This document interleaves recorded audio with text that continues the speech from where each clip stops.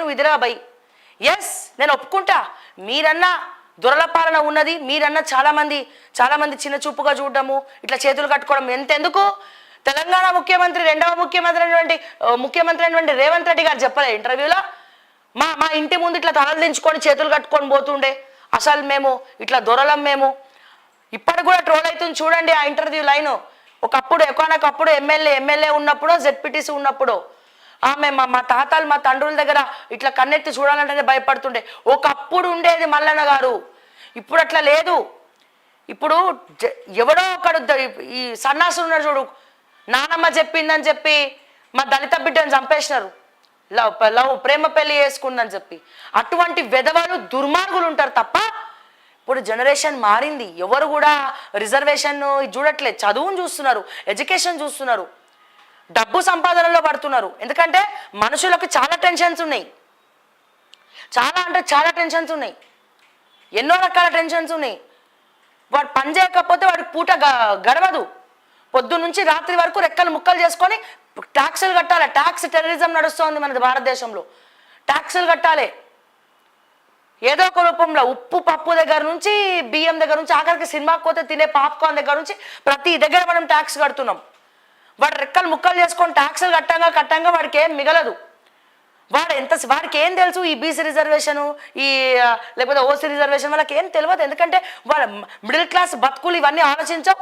పేదవాళ్ళు జరుగుతున్న సంక్షేమ పథకాల వల్ల, ఈ రిజర్వేషన్ల వల్ల ఎవరైతే పేదవాళ్ళు ఉన్నారో వాళ్ళకి తెలుస్తుంది. కానీ 60% మంది ఎవరు కూడా ఇవన్నీ పట్టించుకునే పరిస్థితి లేదు.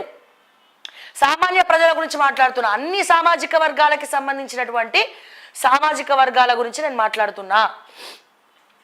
మరి ఎందుకు ఈ పోరాటం ఎవరి కోసం?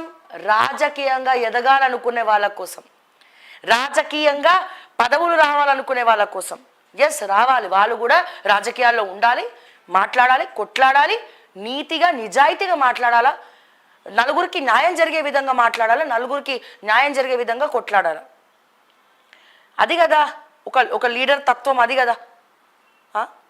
సో నేను చెప్పేది ఏంటంటే, చాలామందికి చాలా రకాల టెన్షన్స్ ఉన్నాయి.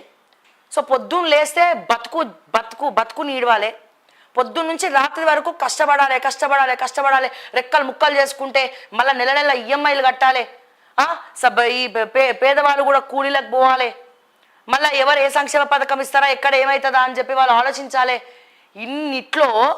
ఇన్ని పంచాయతీలలో సో ఎవరైనా పెద్దలు ఉంటే వాళ్ళు చూసుకుంటారనే వాళ్ళు కూడా పట్టించుకోరు. సో మీరు కొట్లాడండి. వెనకబడినటువంటి కులాలు, వెనకబడినటువంటి చదువు లేని వాళ్ళ కోసం, మీరు వాళ్ళ కడుపు నిండా తినడం కోసం ప్రభుత్వం తరపున ప్రశ్నించండి. ఒక మంచి పథకం రావాలి, నా బీసీలందరూ కూడా బాగుపడాలి, నిస్వార్థంగా వాళ్ళ కోసం కొట్లాడండి మల్లన్న గారు, తప్పు లేదు. కానీ దయచేసి మిగిలిన వాళ్ళని కించపరచకండి, మిగిలిన వాళ్ళని ఇబ్బంది పెట్టకండి, మిగిలిన కులాలను పదే దూషించి వాళ్ళని కక్షగట్టి ఏందో అని చెప్పి పదే మాట్లాడడం అనేది సరికాదు. మీ బీసీ నాదం అనేది గొప్పదే, కానీ గొప్ప నాయకులు కూడా దాన్ని పాటించినారు, కొట్లాడినారు. వాళ్ళ కొట్లాట బీసీ సామాజిక వర్గం బాగుపడాలని, రిజర్వేషన్ రావాలని చెప్పి.